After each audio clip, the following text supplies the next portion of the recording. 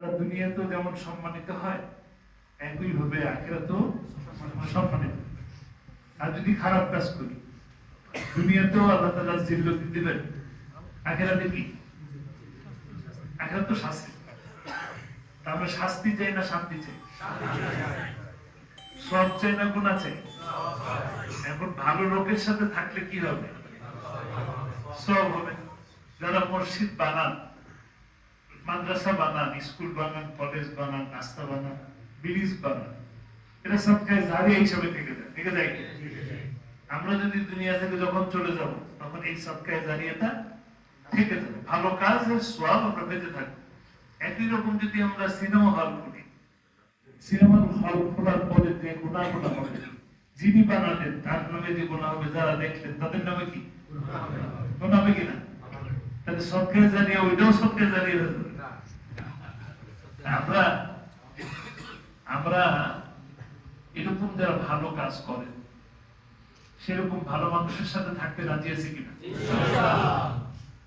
এই দেশটা গত ৫৫ বছরে যে জায়গায় যাওয়া উচিত ছিল, সেই জায়গায় যায়। কারণ ভালো কাজের সাথে আমরা থাকতে পারি, ঠিক কিনা?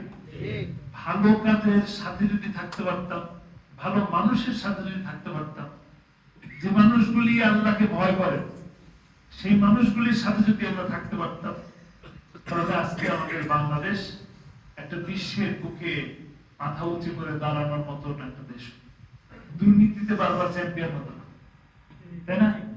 আপনার কি আর দুর্নীতিতে চ্যাম্পিয়ন হোক এরকম চান? চাই। আপনাকে আবার আবু সাইদের মতন জীবন দিক কি হইলে কি চান? মুগ্ধের মতন জীবন দিক, হাদির মতন জীবন দিক আমরা কেউ চাই? আল্লাহ তাআলা যাদের নাম নিলাম বা যাদের নাম নিলাম না, যারা দেশের জন্য জীবন দিলেন, রক্ত দিলেন, আল্লাহ তাদের সকলকে জান্নাত নসিব করুন। বিশেষ করে খাস করে আমাদের একেবারেই নিকটবর্তী জেলা জলকাঠি, নলছিটির আমাদের হাদি, আল্লাহ তাআলা তাকে কবুল করে নিন, তার সকল ভুল ত্রুটিকে মাফ করে নিন, এবং তার যে কথাগুলো ছিল সেই কথাগুলো তিনি তো বাস্তবায়ন করতে যেতে পারবেন। আমরা যেন সকলে মিলে সেই সুন্দর বাংলাদেশটাকে করতে পারি, এবং ওই হত্যার বিচার যেন আমরা এই দেশের মাটিতে হয়। শুধুই হত্যার বিচার, যত হত্যা হয়েছে, গণহত্যা হয়েছে, সমস্ত হত্যার বিচার যেন দিতে হয়। আমরা চাই না কারণ কোন মায়ের বুক খালি হোক, এটা আমরা চাই না। আমরা ভালো কাজের সাথে থাকতে চাই, অন্যায়ের বিরুদ্ধে থাকতে চাই, খারাপ কাজের বিরুদ্ধে থাকতে চাই। সর্বশেষ কথা হলো এটা, আজকে আপনারা এখানে আমাদের ৩ ভাইকে একসাথে দেখলেন। আমি এখানে বসে বসে ভাবতেছিলাম যে আমার বড় ভাইটা যদি থাকতো, তাহলে তিনিও আজকে এখানে থাকতো। তিনি ২০১২ সালের ১৩ জুন দুনিয়া থেকে চলে গেছে। সেই ১৩ জুনের পর থেকে ১৪ আগস্ট পর্যন্ত, আব্বার ইন্তেকালের আগ মুহূর্ত পর্যন্ত যতবার পরিবারের সদস্যকে নিয়ে বসছেন, কোনো না কোনো ছলে, কোনো না কোনো কথার মাঝে তিনি আমার এই বড় ভাইয়ের নামটা নিয়ে আসতেন এবং বলতেন যে আমার রায়ের বিরুদ্ধে প্রতিবাদ করতে চাই। অনেক মানুষ জীবন দিয়ে দিচ্ছেন, কিন্তু সর্বপ্রথম জীবন আমার বড় ছেলেটা দিচ্ছে। আল্লাহ রাব্বুল আলামিন তার খেদমত ছিল, তিনি একজন কোরআনের পাখি ছিলেন। কোরআনের দাওয়াত গোটা বাংলাদেশ ব্যাপী ছড়িয়ে দিচ্ছেন।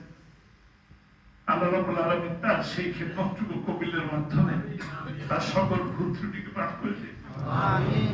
আল্লাহ তাকে জান্নাতে প্রসাদ করে ঘুম পড়িয়ে দেন।